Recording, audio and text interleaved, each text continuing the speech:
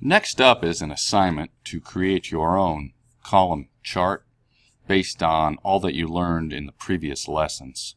This is the basic information, and through this lesson you will go through and apply what you learned in the previous lessons in creating those bar charts for all the fair market animals. So what I have here for you are the instructions. So I'm not going to go through it step by step, but what you will do is apply what you've learned by following these instructions.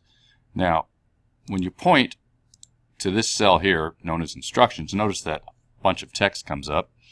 This is known as a comment window. The way you can deal with these comments is you can leave them in this particular format where when you point to the cell, the comment comes up, or you can right click and click Show Hide Comments. And when you click that, it shows up and stays there no matter where you click in the worksheet. So you may want to do that as you go through and do this lesson.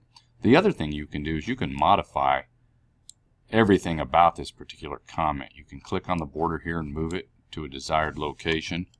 You can zoom out a little bit. You could also come in here and change the formatting of all the text that's in here. So this will go through and show you how to create this particular worksheet based on a little research that you will do on gasoline prices.